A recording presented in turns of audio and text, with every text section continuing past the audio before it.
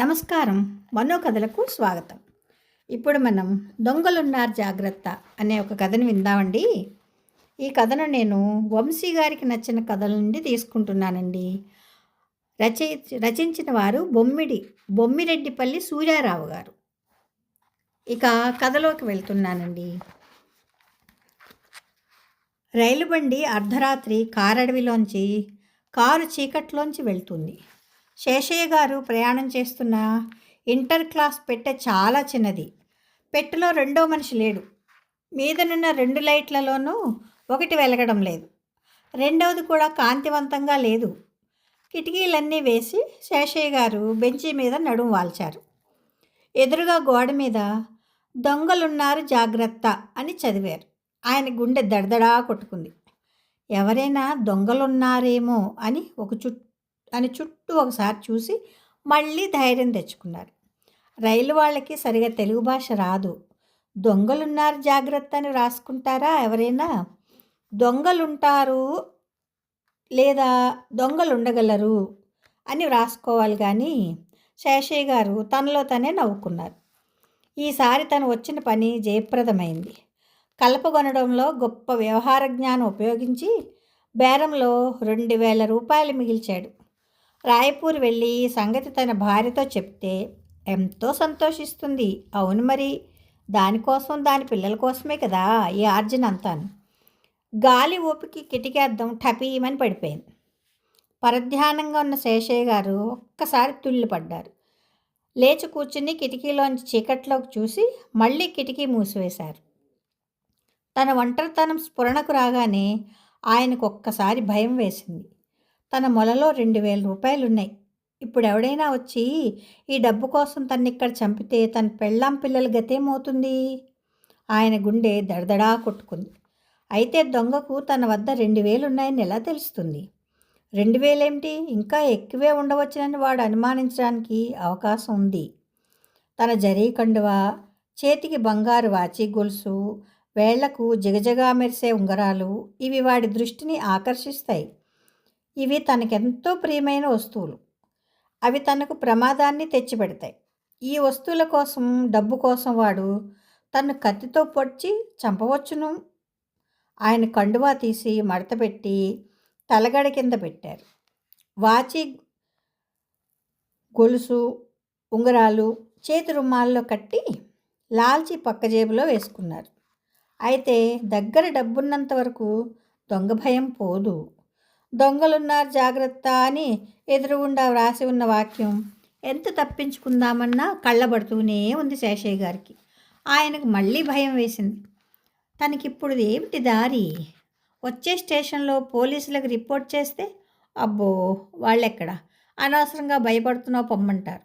డబ్బుతో విలువైన వస్తువులతో ప్రయాణం చేస్తున్న ప్రతివాడికి రక్షణ ఇవ్వడానికి దేశంలో ఉన్న పోలీసులు చాలరని తోసి పారేస్తారు.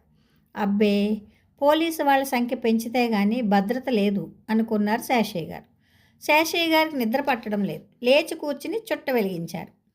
రైలు బండి ఒక చిన్న అడవి స్టేషన్లో ఆగింది. అబ్బా, బయట ఏం చీకటిగా ఉంది అనుకున్నారు శేషయ్య గారు. మళ్ళీ బండి బయలుదేరే సమయంలో పెట్టి తలుపు తోసుకుని లోపలికి ఎవడో వచ్చాడు. బండి కదిలింది. ఒరే దిగు, ఈ పెట్టి కాదు, ఇది పరుపుల పెట్టే, దిగు పో అని కేకలేశారు శేషయ్య గారు. అదేంటి బాబయ్య దిగమంటారు, బండి కదిలిపోతేను చావమంటారేమిటి, మంచోరే అని జాపోసుకుంటూ వాడు నేల మీద చతికిలబడ్డాడు. ఎవరు నువ్వు అని ప్రశ్నించారు శేషయ్య గారు. ఎంకండి బాబు అని జవాబిచ్చాడు ఎంకడుట వెధవ. జార్జి రాజుల వెంకటంటే లోకమందరికి తెలిసినట్టు శేషయ్య గారికి కోపం చిరాకు వచ్చాయి. అసలు ఆ వెధవ వాలకం చూస్తుంటే టిక్కెట్ లేని రకంలా అనిపించింది. తివాసీ గుండు, మొహం మీద కాని అంత మచ్చ, నల్లగా జీడిపిక్కలా ఉన్నాడు. వస్తాదుల మెడలో చిన్న ఆంజనేయుడు బిళ్ళ, జబ్బకి తావేజు కట్టాడు. చిరిగిన బనీను నిక్కరు, కాళ్ళకి చిరిగిన కెట్స్ జోళ్ళు. వాడు ఒట్టి బికారి వెధవలా కనిపిస్తున్నాడు. నేల మీద కూర్చుని బీడీ వెలిగించాడు. ఏం నిర్లక్ష్యం, దొంగ వెధవ అనుకున్నారు శేషయ్య గారు. వీడు నిజంగా దొంగేమో అని ఆయనకు అనుమానం కలిగింది.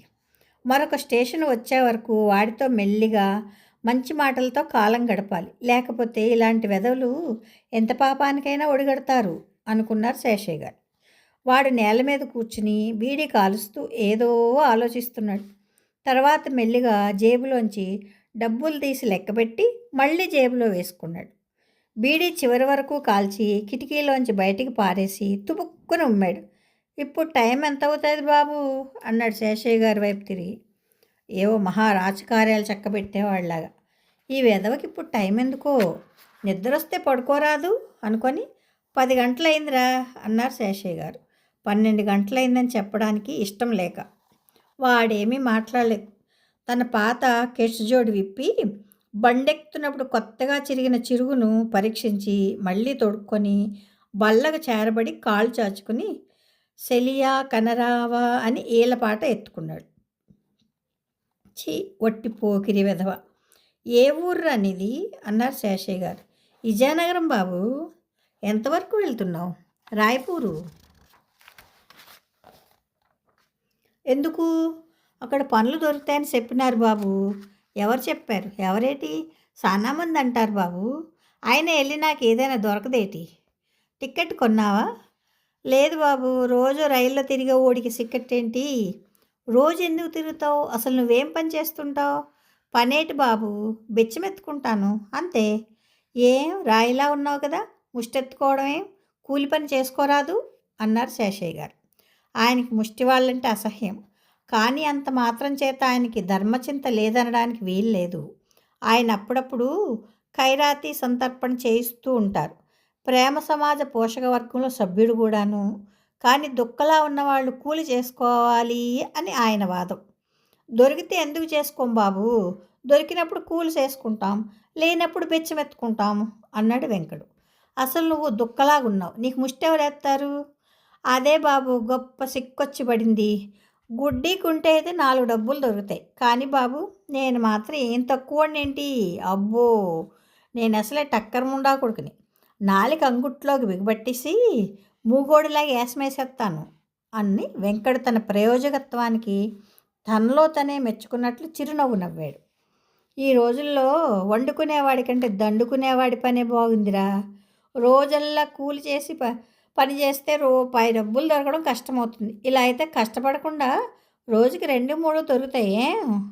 అబ్బో, అంత పాడైతే ఇంకేం, రాజుగారి కోట నాదొకటి కట్టించేద్దును. ముష్టెత్తుకుంటే మాత్రం 7 దొరుకుతుంది బాబయ్య. ఒకడా ఇద్దరా? చూడండి బాబు, కుంటి గుడ్డి అంతా కలుపుకుని ఈ బండికి 25 మంది ఉంటారు ఎదవలు. ఇంతమందిలో 7 దొరుకుతుంది బాబు. ఏదో పావలా అర్ధ, అలాగే ఒక్కొక్క పూట అది దొరకదు అన్నాడు వెంకడు అగ్గిపెట్టి కోసం నిక్కర జేబు వెతుకుతూ.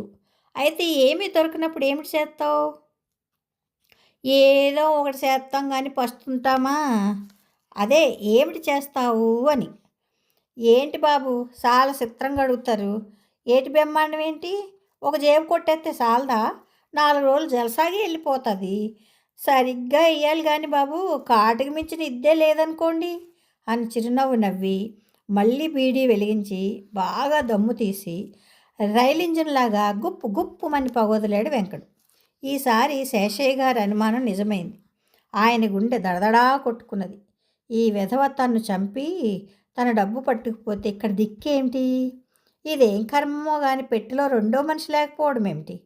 పోనీ ఎవడో రెండో మనిషి వచ్చాడు అనుకుందాం, రాగా రాగా దొంగ వెధవ రావడం ఏమిటి? ఇప్పుడు ఏం చేయాలి? అంతగా ప్రాణాల మీదకి వస్తే తన మొలనున్న 2000 రూపాయలు వాడికి సమర్పించి ఓ నమస్కారం చేసి ఊరుకోవాలి. అంతకన్నా చేయగలిగేదేముంది? అసలు బయలుదేరినప్పుడు ఎవరి మొహం చూశాడో కానీ. అవును, తను బయలుదేరుతుండగా పిల్లి కాళ్ళల్లో పడింది. శేషయ్య గారికి పిల్లి మీద కోపం వచ్చింది. అయితే శేషయ్య గారు గొప్ప తెలివైన వారు. ఆయన తన మనసులో ఉండే భయాన్ని కించిత్తు కూడా బయటపెట్టలేదు. మీది మిక్కల వెంకణ్ణి మంచి మాటలతో లొంగదీసుకుని స్టేషన్ రాగానే పోలీసు వాళ్ళకి అప్పచెప్పొచ్చు అనుకున్నారు. అవును, నిజమేరా వెంకయ్య. ఏ పని దొరక్కపోతే చెయ్యకపోతే రోజులు ఎలా గడుస్తాయి చెప్పు. అందుకే పెద్దలు కూటి కోసం కోటి విద్యలు అన్నారు. అయితే ఒరే, ఎప్పుడైనా పట్టుపడ్డావా? వెంకటికి ఆశ్చర్యం వేసింది. ఇంతవరకు తన మీద తన తల్లి తను వదిలేసిన పెళ్ళము తప్ప ఎవరు సానుభూతి చూపలేదు. ఒకరిద్దరు సహచరులు తప్ప ఎవ్వరూ తన వృత్తిని మెచ్చుకోలేదు. అందులోకి చదువుకున్న వాళ్ళు, శుభ్రంగా బట్టలేసుకున్న వాళ్ళు, కామందులు తన వృత్తి వల్ల తన్నెప్పుడు అసహ్యించుకుంటారని వాడి నమ్మకం. అటువంటప్పుడు ఈయన తన వృత్తిని సమర్థించడం వెంకటికి ఆశ్చర్యం కలిగించింది. ఈ దొంగ వెధవ ఇంతకు ముందెప్పుడు పట్టుబడకపోతే మొట్టమొదటిసారి తన చేతుల మీదుగా పట్టుబడతాడు అనుకున్నారు శేషయ్య గారు. మళ్ళీ అదే ప్రశ్న వేశారు. అయితే ఏమిరా వెంకయ్య, ఇంతకు మునుపు ఎప్పుడైనా దొంగతనం చేసి దొరికిపోయావా? ఎందుకు దొరకలేదు బాబు, 2-3 సార్లు ఖైదులోకి కూడా వెళ్ళాను. అయితే 2-3 సార్లు ఖైదులోకి వెళ్ళిన దొంగ పని మాత్రం వదిలిపెట్టలేదన్నమాట.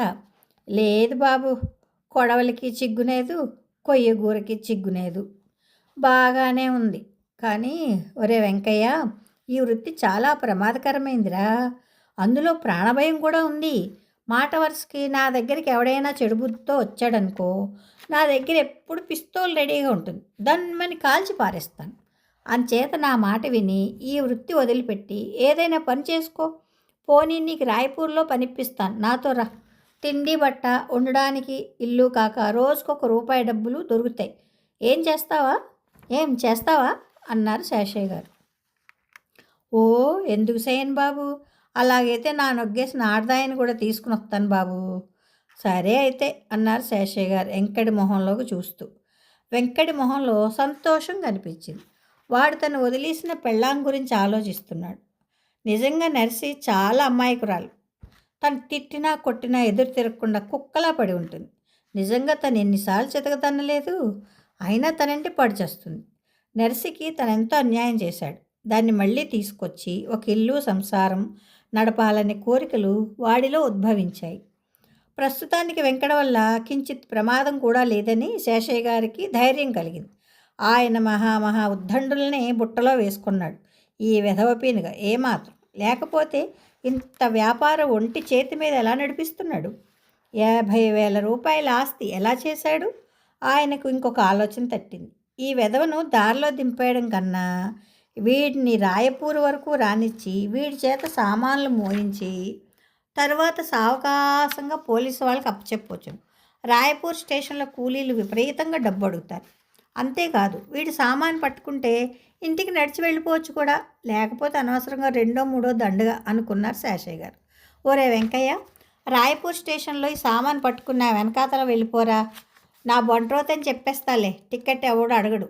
అలాగే బాబయ్య, సామాను కూడా అట్టలేదు, 2 పెట్టెలు పరుపు ఈ సజ్జ అంతే కదా బాబు. 2 పెట్టెలేమిట్రా, ఒకటే కదరా. 2 బాబు, మీదన ఒకటి ఉంది, కింద ఇదిగో ఈ బల్ల కింద తోలు పెట్టె ఒకటి ఉంది అన్నాడు వెంకడు. శేషయ్య గారు ముందుకు వంగి తను కూర్చున్న బల్ల కింద ఉన్న తోలు పెట్టెని చూశారు.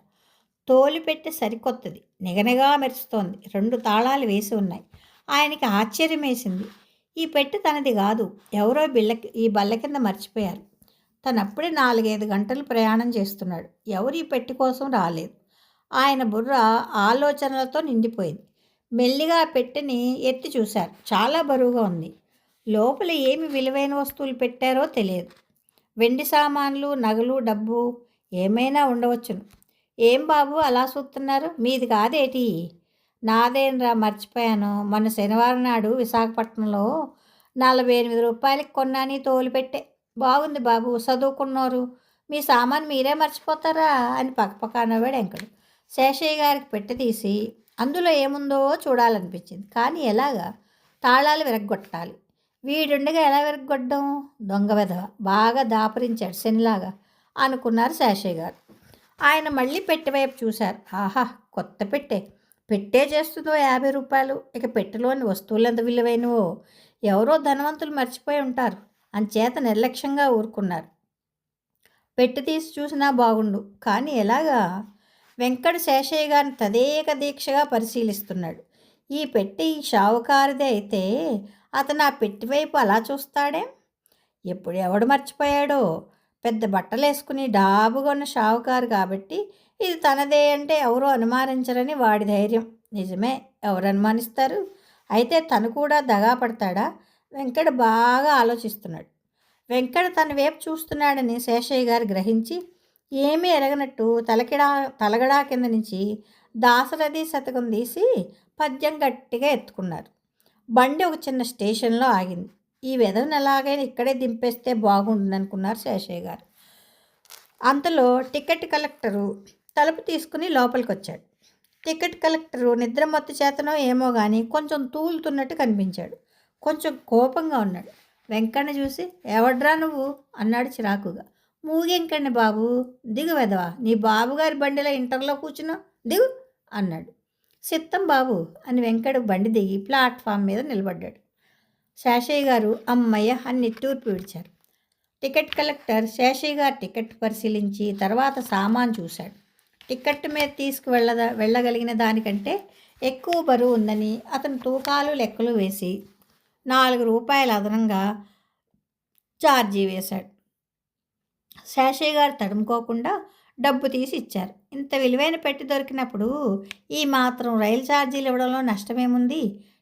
టికెట్ కలెక్టర్ దిగి వెళ్ళగానే బండి కదిలింది. మళ్ళీ తలుపు తోసుకుని వెంకట లోపలికి వచ్చాడు. శేషయ్య గారికి వాడిని చూడగానే చిరాకేసింది. వెధవ ఏలినాటి శనిలాగా పట్టుకు వదలటం లేదు అనుకున్నాడు. వెంకయ్య నేల మీద చతికిలబడి బీడీ వెలిగించి 2 దమ్ములు తీశాడు. ఈసారి ఎడ్ల రామదాస్ తత్వం మెల్లిగా ఎత్తుకున్నాడు. బాబు, అయితే ఇందులో ఏటి పెట్టినారు? ఆడు ఛార్జీ చేసినాడు, కాసింత బరువైతే ముండా కొడుకులు ఊరుకోరు అని వెంకడు శేషయ్య గారి కళ్ళల్లోకి చూశాడు. శేషయ్య గారి కళ్ళల్లో కొంచెం గాబరా కనిపించింది. అబ్బే ఏమీ లేదురా, మాలాంటి వాళ్ళ దగ్గర ఏముంటుందో రే, ఏవో 4 బట్టలు, ఏదో కృష్ణారామ అనుకోవడానికి 4 పుస్తకాలు, ఏముంటాయి చెప్పు? గొప్ప ఇలవైన బట్టలు అయి ఉంటాయి, అంచేత అంత బరువు అన్నాడు వెంకడు పెంకితనంగా. అబ్బే లేదురా, మామూలుగా కట్టుకునే బట్టలే, అయితే అంత బరువులా అయిందంటావా? మా బావమర్ది వైద్యుడు ఒకడున్నాడులే, ఎక్కడ ఈ పెట్టెలోనా అన్నాడు చటుక్కని వెంకడు. శేషయ్య గారి మాట పూర్తి కానివ్వకుండా. పూర్తిగా చెప్పనీరా మరి, మాట కడ్డొస్తావేమిటి? మా బావమర్ది మా ఊళ్ళో ఉన్నాడు. పెట్టెలో ఎందుకుంటాడు? తెలుగు తక్కువ మాట్లాడుకు, విను. వాడు చాలా మంచి వైద్యుడు. మందులు నూరుకోవడానికి రాతి కలం ఒకటి తెమ్మని వాడు బతిమలాడాడు. విశాఖపట్నంలో కొన్నాను, కొంచెం పెద్దదే, అంచేతే వెధవ కలం అంత బరువు ఉంది. కానీ ఏం చేస్తాం మరి అన్నాడు శేషయ్య గారు. తన సమయస్ఫూర్తికి తనలో తాను సంతోషించాడు. వెంకడు అని నవ్వాడు. రాతి కళ్ళం అంత మంచి పెట్టెలో బంగారం నాకెట్టినారు బాబు అని వెంకడు మరో బీడీ అంటించాడు. శేషయ్య గారు ముఖం చిట్లించి సీరియస్గా దాశరథి శతకం మళ్ళీ తీశారు. కానీ మనసులో ఏదో భయం పీక్కు తింటోంది. తను నిష్కారణంగా ఈ చిక్కులో పడ్డారు. ఇందాక టికెట్ కలెక్టర్ వచ్చినప్పుడు వెంకట గురించి చెప్పి పోలీసులకు అప్పచెప్పవలసింది. చాలా పొరపాటైంది. ఆయనకప్పుడు వెంకటని చూస్తే భయం వేస్తోంది. ఈ దొంగ వెధ తన సంగతి కనిపెట్టినట్టుంది. ఏమిటి దారి? వెంకటికి సర్వమూ అర్థమైంది. ఇంత అనుభవం ఉన్న తన కళ్ళల్లోనే దుమ్ము కొట్టాడు ఈ షావుకారు. అబ్బో, మంచి ఘనమైన దొంగలాగే ఉన్నాడే అనుకున్నాడు వెంకడు. అయితే పాపం ఈ షావుకారికి అనుభవం లేక ఇంతసేపు మాటల్లో పల్టీలు కొట్టాడు అనుకుని తనలో తాను నవ్వుకున్నాడు వెంకడు. తన్నింతసేపు మోసం చేసినందుకు వాడికి శేషయ్య గారి మీద కోపం వచ్చింది. ఇంకో స్టేషన్ రాకమునిపే తను ఆ పెట్టి పట్టుకుని బండి దిగిపోవాలి. అందులో ఎంత డబ్బు ఉందో, నగలో ఖరీదైన వస్తువులు ఏమిటున్నాయో ఈ షావుకారికి ఎందుకు వదిలిపెట్టాలి? చేతికి చిక్కింది చూస్తూ ఎందుకు జారి విడుచుకోవాలి? వెంకట్ లేచి నిలబడి మొలలో కత్తి తీసి శేషయ్య గారి గుండె మీద పెట్టాడు. శేషయ్య గారు తుల్లిపడ్డారు. అమ్మ బాబోయ్, దొంగ దొంగ అని కేక వేశారు. ఇదిగో చెప్తున్నా ఇంకో, కేకలేసినా లేచినా పూడ్చేస్తాను, తెలిసిందా? నాతోటి ఏసాలు మాని, మూగెంకడి తడాక నీకేటి తెలుసు? ఒరే నాయన చంపకురా, నీకు పుణ్యం ఉంటుందిరా, నీకేమిటి కావాలో పట్టుకుపోరా బాబు, పిల్లలు గలవండ్రా అని మొరపెట్టుకున్నారు శేషయ్య గారు. ఆయన భయంతో గజగజా వణుకుతున్నారు. నిన్ను చంపకపోతే నువ్వు నన్ను నొగ్గెత్తవేటి? పిస్తోల్ వేసి కాల్ చేస్తావు. లేదురా నాయన, నా దగ్గర పిస్తోల్ లేదురా, ఒట్టినే సరదా కన్నానరా, చంపకురా అని ఆయన ప్రాధేయపడుతుంటే వెంకట్ రెండో చేత్తో బెడ్డింగ్ తాడు లాగి ఆయన 2 చేతులు కట్టేశాడు. ఇంకా ఆయన పిస్తోల్ పేల్చడం అసాధ్యం. ఎందుకైనా మంచిది ఎక్కడైనా పిస్తోల్ ఉందేమోనని వెతికాడు. కానీ ఎక్కడా లేదు. ఇదిగో, ఎవరితోనైనా చెప్పినావంటే సచ్చూరుకుంటావు, తెలిసిందా అంటూ వెంకట బల్ల కింద తోలు పెట్టి తీసి చేత్తో పట్టుకుని తలుపు దగ్గర నిలబడ్డాడు. ఏదో స్టేషన్ సమీపిస్తోంది కాబోలు. బండి వేగం తగ్గింది. ఒక చేత్తో తోలు పెట్టి పట్టుకుని మరో చేత్తో తలుపు తీసి గుమ్మం దగ్గర నిలబడి దిగిపోవడానికి వెంకట సమయం కోసం చూస్తున్నాడు. శేషయ్య గారు మెల్లగా లేచి నిలబడి బండి గొలుసు లాగి మళ్ళీ యథాప్రకారం పడుకున్నారు. గుమ్మం దగ్గర నిలబడి చీకట్లోకి చూస్తున్న వెంకడు ఇది గమనించలేదు. బండి వేగం బాగా తగ్గిపోయింది.